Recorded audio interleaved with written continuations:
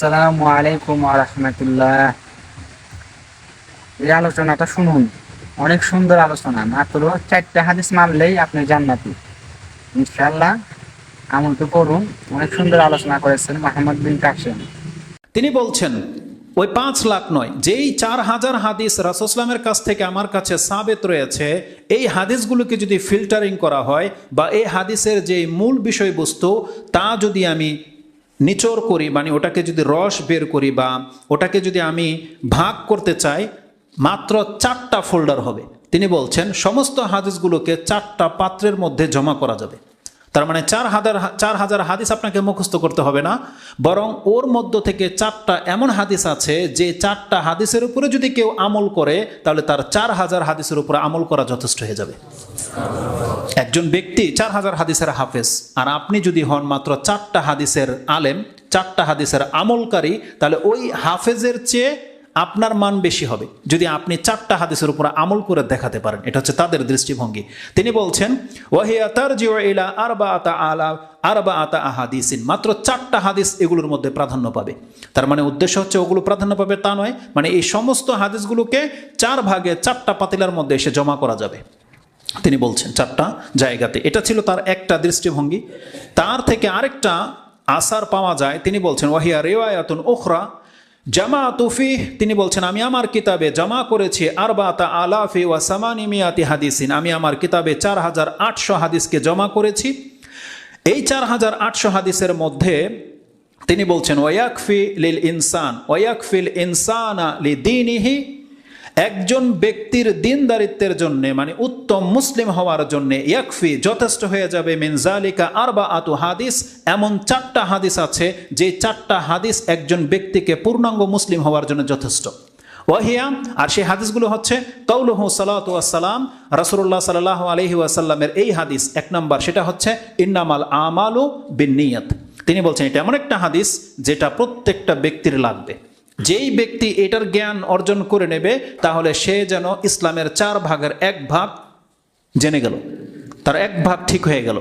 তারপর তিনি বলছেন ওয়া কাউলুহু সালাতু ওয়াসসালাম, রাসূলুল্লাহ সাল্লাল্লাহু আলাইহি ওয়াসাল্লামের আরেকটি হাদিস হচ্ছে মিন হুসনিল ইসলামিল মারই তারকুহু মা লা ইয়ানি, একজন ব্যক্তির উত্তম সুন্দর চরিত্র হওয়া বা একজন ব্যক্তি উত্তম মুসলিম ওই ব্যক্তি যেই ব্যক্তি এমন বিষয়ের সাথে সম্পর্ক রাখে না যেটার সাথে তার কোনো সম্পর্ক নাই, এমন কোনো কথা সে বলে না যেটা তার কোনো ফয়দা হবে না, এমন জায়গায় সে বসে না যেটা তার ফয়দা হবে না, এমন কোনো জায়গায় সে বিচরণ করে না যেটা তার কোনো ফয়দা নেই, মানে এক কথায় তার সাথে কোনো সম্পর্ক নেই। তিনি বলছেন তার কুহু মালায়ানি, সে ওই বিষয়কে ছেড়ে দেয় যেটার সাথে তার দিনের কোনো সম্পর্ক নাই। এখানে তার সম্পর্ক বলতে তার নাজাতের মূল উদ্দেশ্য হচ্ছে নাজাত, মানে আল্লাহর সন্তুষ্টি অসন্তুষ্টি, জান্নাত জাহান্নাম। তার মানে আমাকে পরকালের কোনো প্রকার বয়ে আনবে না এমন কোনো বিষয়ের সাথে একজন মুসলিম জড়াতে পারে না। তিনি কি বলেছেন মিন হুসনিল ইসলাম, একজন ব্যক্তির মিন হুসনিল ইসলামিল মারই, একজন ব্যক্তির উত্তম ইসলাম যদি কেউ দেখতে চায় তাহলে ওই ব্যক্তির মধ্যে পেয়ে যাবে যেই ব্যক্তি অযথা কোনো কথা বলে না, অযথা কোনো কাজের সাথে সে জড়ায় না। এটা একটা হাদিস। তৃতীয় হাদিস তিনি বলছেন এই 4000 হাদিসের মধ্যে একটা হাদিস হচ্ছে আল হালালু বাইয়িনুন ওয়াল হারামু বাইয়িনুন। রাসূল সাল্লাল্লাহু বলেছেন হালাল স্পষ্ট, হারামও স্পষ্ট, ওয়া বাইনাহুমা উমুরুম মুশতাবিহাত, তার কিছু আছে অস্পষ্ট। এটা ছিল একটা হাদিস। তার পুরো টার্গেট হচ্ছে 4টা হাদিস, কিন্তু আরো ইমামরা বলেছে 4টা হাদিস না, বরং 4টা কথাই হচ্ছে দিনের বুনিয়াদ, ওটা আসবে। তো এটা একটা হাদিস। চতুর্থ তিনি বলছেন রাসূলুল্লাহ সাল্লাল্লাহু আলাইহি ওয়াসাল্লামের এই হাদিস লা ইয়াকুনুল মুমিনু মুমিনান হাত্তা ইয়ারদা লি আখিহি মা ইয়ারদা লি নাফসি, একজন ব্যক্তি ততক্ষণ পর্যন্ত প্রকৃত মুমিন হতে পারবে না যতক্ষণ পর্যন্ত সে তার ভাইয়ের জন্য ওই বিষয়টা পছন্দ করবে যেটা সে নিজের জন্য পছন্দ করে। এটা যদি কোনো ব্যক্তি করে দেখাতে পারে তাহলে তার চেয়ে উত্তম মুসলিম আর কেউ হতে পারবে না। তার মানে এই 4টা হাদিস দিয়ে তিনি 4টা দিককে উল্লেখ করতে চেয়েছেন। একটা হাদিস যেটা আপনার নিয়তকে সোজা করে দেবে, তার মানে আপনি যা কিছু করবেন আপনি একমাত্র আল্লাহর জন্য করবেন, নিয়ত করে করবেন। নিয়তের 4টা দিক আছে, এটাও আমি বলে দিই আপনাকে। নিয়ত সংক্রান্ত যে আয়াত হাদিসগুলো আছে এর 4টা রাস্তা আছে। আমি 4 দিকে আপনাকে বক্তব্য করতে পারবো। আমরা শুধু একটা নিয়ে সবচেয়ে বেশি আলোচনা করি, সেটা হচ্ছে ইখলাস, মানে সমস্ত কাজ ইখলাসের ভিত্তিতে করতে হবে না, আল্লাহর জন্য খালেস করতে হবে। এটা হচ্ছে নিয়তের আলোচনার একটা রূপ। এরকম 3টা রূপ আরও আছে। একটা রূপ কি কোরআনের মধ্যে বর্ণিত আছে, একটা রূপ হলো আমরা যা কিছু করছি এগুলো সব নিয়তের ভিত্তিতে করছি। আমরা কেউ বাধ্য নই, আমাদেরকে কেউ কোনো কাজ বাধ্য করে করাচ্ছে না। আমরা যা কিছু করছি সব কিন্তু নিজের ইচ্ছায় করতেছি, নিয়ত করে কিন্তু করতেছি। তাহলে এটা একটা দিক। যা কিছু মানুষ নিয়ত করে করে ওটা যদি ভালো হয় নেকি পাবে, খারাপ হলে পাপ হবে। নিয়তের এরকম 4টা দিক আছে। তো এই 4টা ছিল তার হাদিস। তিনি বলছেন যে এই 4টা হাদিস কোনো ব্যক্তি যদি তার জীবনে বাস্তবায়ন করে তাহলে এই ব্যক্তির ইসলাম হবে সব থেকে উত্তম ইসলাম। এটা হচ্ছে তার দৃষ্টিভঙ্গি। তিনি এই ক্ষেত্রে 4টা দিককে উদ্দেশ্য করতে চেয়েছেন। একটা হাদিস দিয়ে তার অন্তরটাকে ঠিক করতে চেয়েছেন। দ্বিতীয় হাদিস যেটা, ওটা হচ্ছে একে অন্যের সাথে মামালাত, যেটা আদান প্রদান, আচরণ, যেটা এটাকে কি বলা হয়, এটা হচ্ছে আখলাক খুলুকিয়াত, যেটা যে অন্যের সাথে আচরণটা কেমন হবে এটা ঠিক হয়ে যাবে ওই হাদিস দিয়ে। যে আপনি আপনার ভাইয়ের জন্য ওটাই পছন্দ করবেন যেটা আপনি নিজের জন্য পছন্দ করেন। তাহলে এইটা যেই ব্যক্তি মেনে চলে তার দ্বারা কোনোদিন তার ভাই ক্ষতিগ্রস্ত হতে পারে না, তার দ্বারা কোনোদিন তার ভাই লাঞ্ছিত হতে পারে না, অপদস্থ হতে পারে না। কারণ আপনি নিজে চান না আপনাকে কেউ অপদস্থ করুক, আপনি নিজে চান না আপনাকে কেউ লাঞ্ছিত করুক।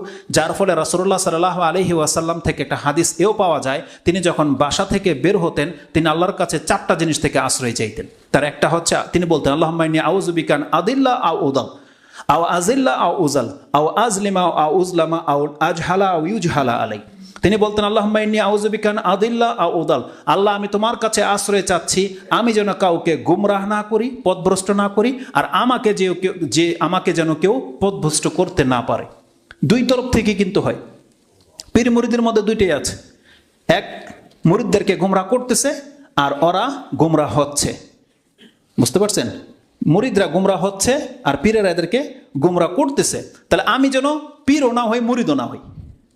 তার মানে আমি যেন বাতিল দলের মধ্যে ডুবে না যাই, আর আমি যেন কোনো বাতিল দলের আবিষ্কারক না হই।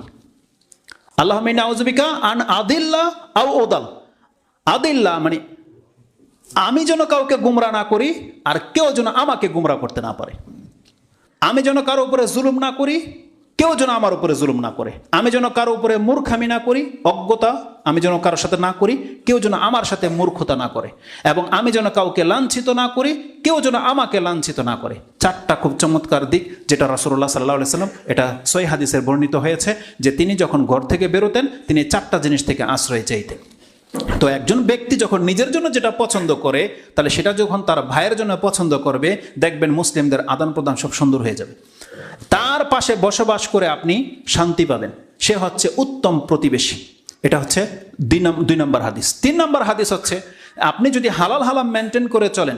রাসূলুল্লাহ সাল্লাল্লাহু আলাইহি ওয়াসাল্লাম ওই হাদিসে বলেছেন যে, সেখানে আমরা ডিটেলস গিয়ে হাদিসের মধ্যে আলোচনা করি। তো হালাল হারামের একটা হাদিস যে আপনি যদি হালাল গ্রহণ করেন, হারাম ছেড়ে দেন, তাহলে আপনি হচ্ছেন পারফেক্ট মুসলিম। আর 4র্থ হাদিস বলা হয়েছে যে আপনার সাথে সম্পর্ক নাই এমন যে কোনো আলফাল কাজ থেকে আপনি নিজেকে বাঁচিয়ে রাখবেন। এই 4টা দিক থেকে 4টা আপনার আচরণ সুন্দর হয়ে যাবে। আর যখন আপনার এই 4টা দিক সুন্দর হয়ে যাবে তার মানে আপনি হলেন সব থেকে উত্তম মুসলিম। দিন প্রচারের জন্য ভিডিওটি অবশ্যই শেয়ার করবেন। ধন্যবাদ সম্পূর্ণ ভিডিওটি দেখার জন্য।